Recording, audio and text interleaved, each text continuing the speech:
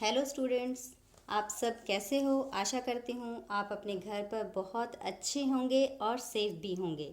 बेटा, online classes के ज़रिए अब तक मैंने जो आपको लेसन कराए हैं वो मैं व्याकरण में आपको 4 लेसन करा चुकी हूँ। और उन 4 लेसन में से आपको मैं 3 के क्वेश्चन आंसर भी करा चुकी हूँ और आपको अभ्यास भी करा चुकी हूँ। लेकिन और जो 4th लेसन था वो मैंने आपको रीडिंग के लिए दिया था, वो आपने रीड कर लिया होगा। लेकिन बेटा, अब हमारे पास नई बुक्स आ गई हैं, हमारी नई बुक्स आ गई हैं, तो अब जो आगे की स्टडी है हम इन्हीं के अकॉर्डिंग करेंगे। ठीक है, तो सबसे पहले मैं आपका परिचय करा देती हूँ इन बुक्स से। ये है हमारी पाठ्य पुस्तक है एनसीईआरटी की, और ये है हमारी रिमझिम।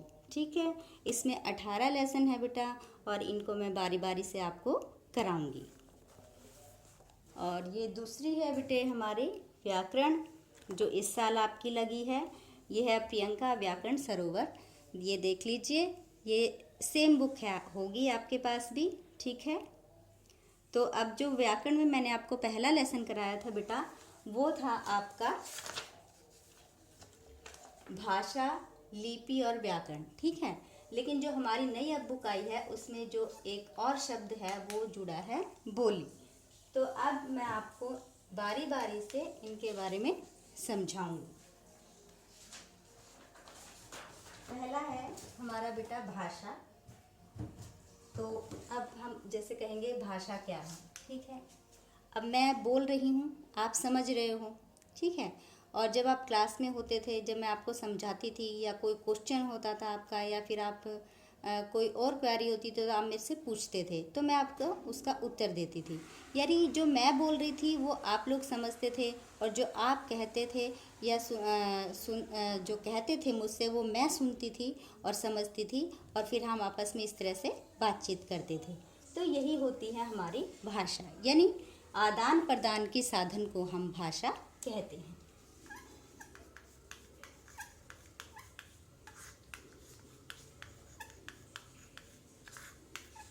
आदान प्रदान का साधन। ठीक है, आदान प्रदान का जो साधन होता है उसे हम भाषा कहते हैं, या फिर हम इसे कह सकते हैं कि भाषा का वह माध्यम जिसके द्वारा हम अपने विचारों को बोलकर या लिखकर दूसरों के सामने प्रकट करते हैं, और दूसरों के जो विचार हैं उनको बोलकर या सुनकर या पढ़कर हम लोग समझते हैं। ठीक है, तो ये हो गई हमारी भाषा।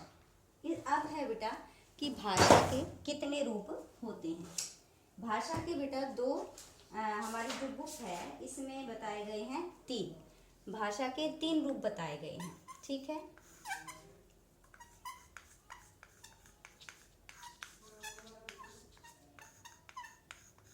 तीन रूप बताए गए हैं। पहला है हमारा मौखिक।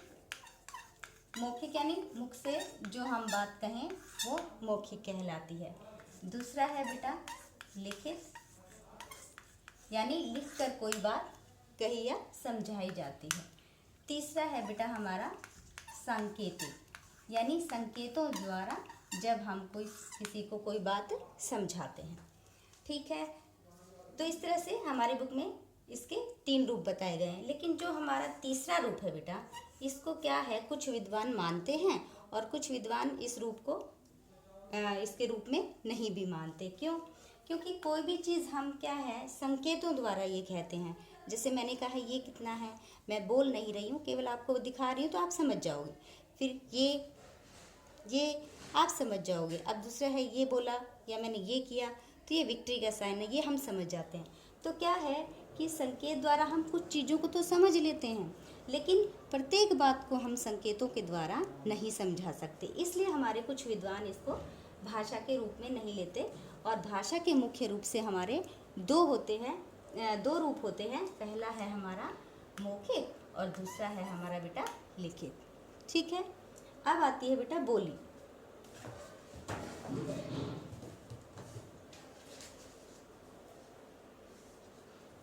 तो अब आती है बेटा हमारी बोली। या संकेत का एक और मैं उदाहरण देती हूँ आपको। सांकेतिक भाषा में जैसे जब हम लोग रोड पे निकलते हैं तो आप लोग, ट्रैफिक पुलिस वाले अंकल खड़े रहते हैं तो आप लोगों ने उनको देखा होगा, कभी वो दायां हाथ ऊपर करते हैं, कभी बायां हाथ करते हैं, कभी थोड़ा सा कोई और इशारा करते हैं। तो उसमें क्या होता है कि वो हमें क्या बताते हैं कि अभी आपको रुकना है या जाना है या फिर क्या अभी रेडी रहना है। वो चीज़ें हम क्या करते हैं, उनके संकेत जो करते हैं उनसे हम समझ जाते हैं। वो वहाँ पर चिल्ला चिल्ला कर हमें नहीं बताते कि भई अब आप जाओ आओ, ऐसा कुछ नहीं बोलते। वो केवल संकेत करते हैं और हम लोग समझ जाते हैं। लेकिन वही बात कि हम संकेतों के द्वारा सारी बातें नहीं समझ पाते। ठीक है, अब आगे आती है बेटा आपकी बोली। बोली क्या है? बोली क्या है बेटा? एक बहुत छोटे क्षेत्र में बोली जाती है। ठीक है, इसका जो क्षेत्र होता है वो बहुत बड़ा नहीं होता और इसमें बहुत ज़्यादा बड़े बड़े ग्रंथ वगैरह कुछ नहीं लिखे जाते।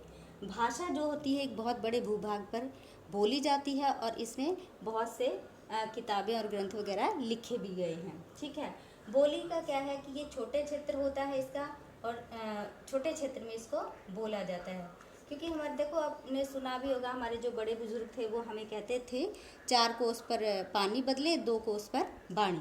यानी थोड़े थोड़े डिस्टेंस पर जब हम जाते हैं तो वो जो बोली है वो चेंज हो जाती है, शब्दों में थोड़ा बदलाव आ जाता है। तो इसी को हम क्या कहेंगे, जो छोटे क्षेत्र में बोली जाती है, जिसका क्षेत्र छोटा होता है उसे हम बोली कहते हैं। तो इसकी डेफिनेशन हो जाएगी भाषा के क्षेत्रीय रूप को भाषा के क्षेत्रीय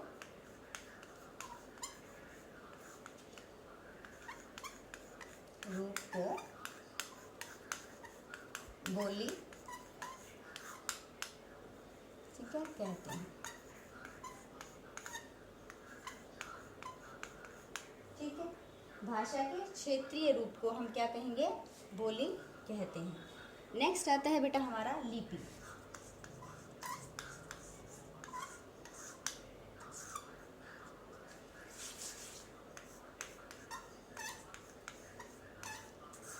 देखो बेटा, किसी भी भाषा को लिखने के लिए कुछ निश्चित चिन्ह दे दिए गए हैं। ठीक है, और प्रत्येक भाषा की अनेक जैसे ध्वनियाँ होती थी। ठीक है, अनेक ध्वनियाँ होती थी, तो उन ध्वनियों को लिखने के लिए कुछ विशेष चिन्ह दिए गए। ठीक है, कि जो इस भाषा में इसको जो है, ये शब्द है या ये वर्ण है, इसको हम कैसे लिखेंगे, ये हमें लिपि बताती है। और लिपि यानी देवनागरी लिपि ने हमें ये बताया कि हम किसी शब्द को या वर्ण को कैसे लिख सकते हैं। माना हमने अभी ये आपको कहा कि बेटा ये अ है। ठीक है, आप कहोगे मैडम तो रॉन्ग है, मैडम ये ए थोड़ी है, नहीं सॉरी ये अ थोड़ी है, ये तो ए है। जी हाँ, आपने बिल्कुल ठीक कहा, ये ए है। ठीक है, क्योंकि देवनागरी लिपि में हमें अ को लिखना ऐसे नहीं बताया। उसने क्या कहा है कि हमारे देवनागरी लिपि ने हमें समझाया, जो चिन्ह दिया वो ये है कि अ को हम इस तरह से लिखेंगे, ना कि इस तरह से। ठीक है, इसी तरह से और कोई ले लो आप, त है, ल है, अगर इनको आप दूसरे तरीके से लिख दोगे या कोई और तरीका अपनाओगे तो वो गलत हो जाएगा।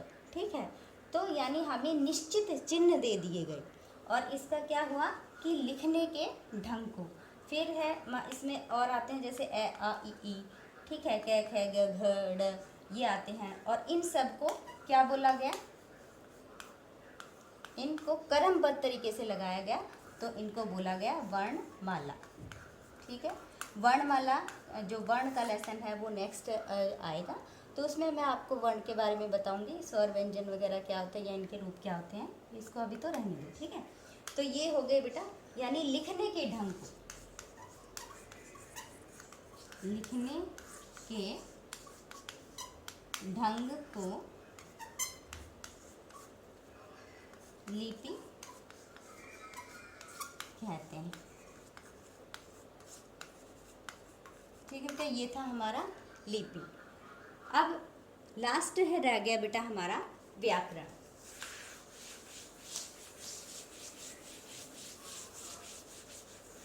ये मैं आपको पहले करा चुकी हूँ, आप पढ़ भी चुके हो, तो ये आपको समझने में दिक्कत नहीं आनी चाहिए। ठीक है, अगला है व्याकरण।